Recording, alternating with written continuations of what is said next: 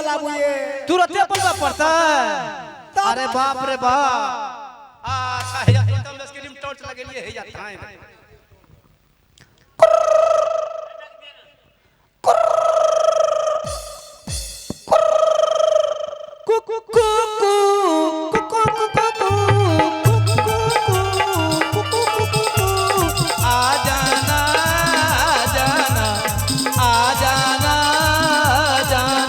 जब करना है हमसे प्यार हमारे गली आ जाना जब दिल न लगे दिलदार हमारे गली आ जाना आ जाना जाना आ जाना जाना जब करना है हमसे प्यार हमारे गली आ जाना जब दिल न लगे दिलदार हमारे गली आ जाना।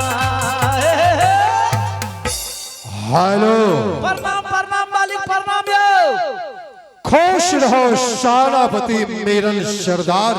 मालिक बड़ा खुशी के बात है हजूर। ये भगवान मैं तो इंतजार ही कर रहा था कि कब राज मोहब्बत से मुझे खुशखबरी आ जाए लेकिन आज शानापति ने टेलीफोन कर ही दिया। मालिक जल्दी आबू बड़ा कदम रानी जी एकदम कजे विलंब आ रहा हूँ। आज आबू है जल्दी हम रखै छी मोबाइल। हेलो विलंब आ रहा हूँ शानापति रखो और मैं तुरंत पहुंचता हूँ। मैं अभी दोनों दोस्त जंगल में सैर करता हूँ लेकिन अचानक फोन आ गया शानापति का। मैं पहुंचता हूँ राज मोहब्बत।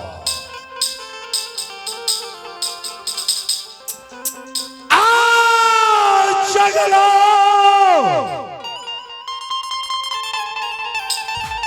सजाए छया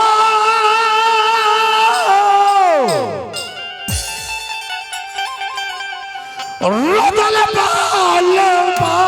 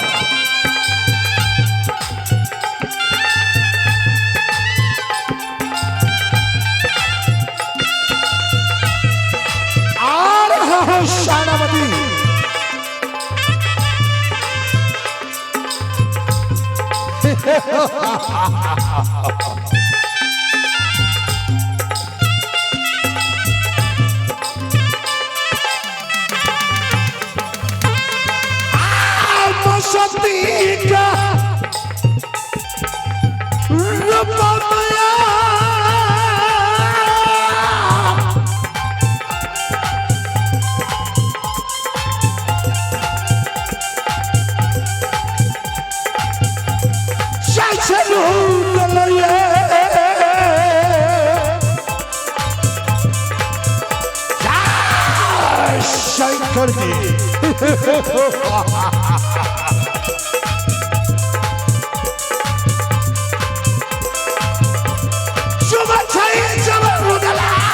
किला मोहब्बत के सिरायो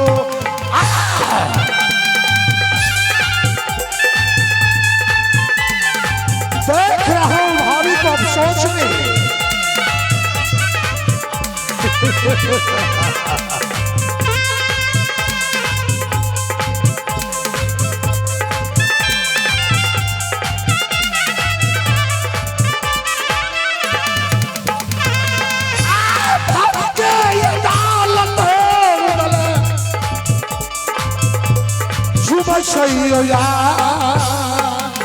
भाभी के अदालत भयो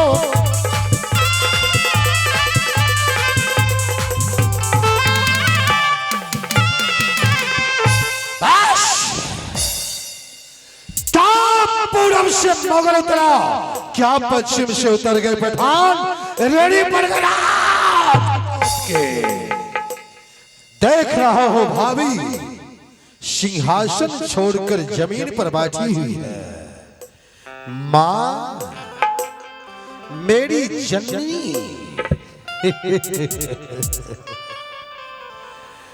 किया नए जवाब यो करै छै मैया जी हमार।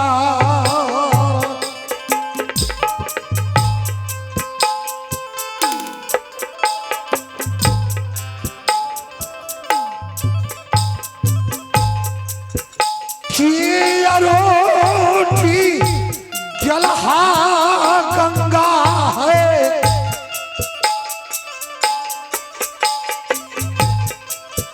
जागे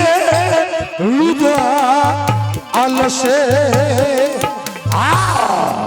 भावी देवर जी सुनाओ खुशखबरी इस राज मोहब्बत का। नैना माँ चलिए आप पहले खाना खा लीजिए। आपका मैं देख रही हूँ ओट सूख गया है। चलिए बाबू पहले खाना खा लीजिए। देख रहा उदास लेकिन रुदल कोई कहती हो कि खाना खा लो रुदल बाबू। खाना की आवश्यकता नहीं है माता श्री। कष्ट क्या है सुनाओ इस राज महाबा की सकुशल। और मुझे अनुभव हो रही है हाँ नैना कि भाभी उदास क्यों है।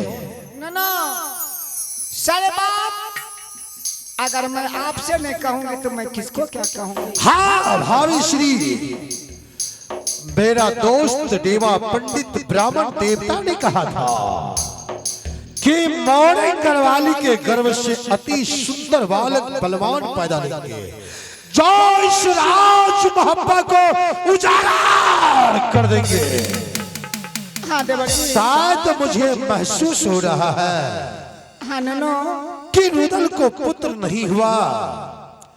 अगर पुत्री ही हो गई तो उसके लिए अफसोस करने की बात नहीं है, क्योंकि जिस आंगन में बेटी नहीं है आंगन उदास है। जो माता पिता अपने हाथों से कन्यादान नहीं किया उस माता पिता को अशुभ माना जाता है।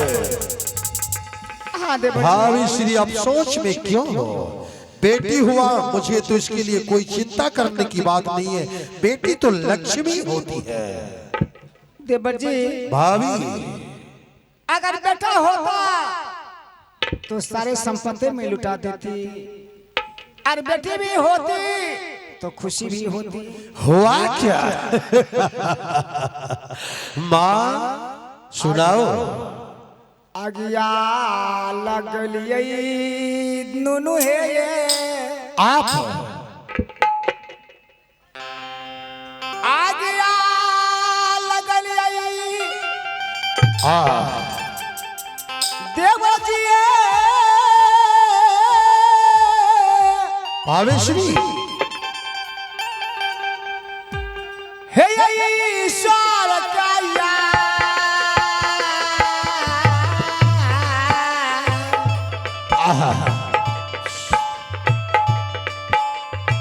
सुगाये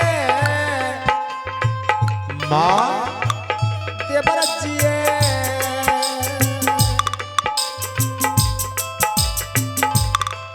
बाजारो खसाइए दिलिए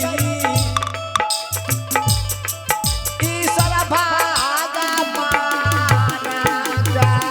भाभी ऐसी अशुभवाणी बोलते हो, आखिर क्यों, क्या कष्ट हुआ जो ईश्वर के घर में आपने आग को लगा दिए। नो क्या कमी हुआ आपको। आज देखिए मेरी बात को आप विश्वास करेंगे कि नहीं।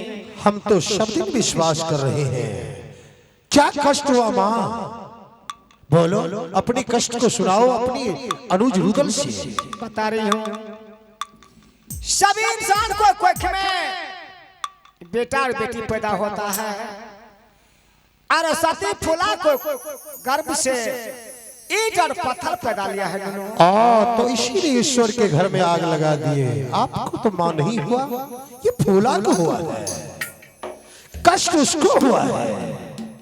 और आज तक मैंने नहीं सुना हो कि मानव के गर्भ से ईंट और पत्थर का जन्म होता है। ननू दिल में अभिलाषा था, कुछ भी होगा तो मैं खुशी मनाऊंगी, खिलाऊंगी। आज अचानक कुछ भी नहीं होता, या लड़का होता या लड़की, कुछ भी तो हुआ है जो कह रही हो।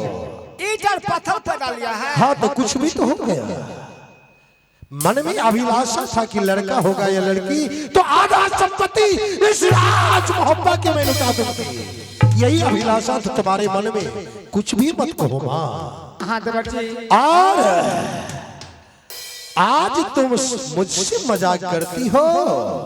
क्या?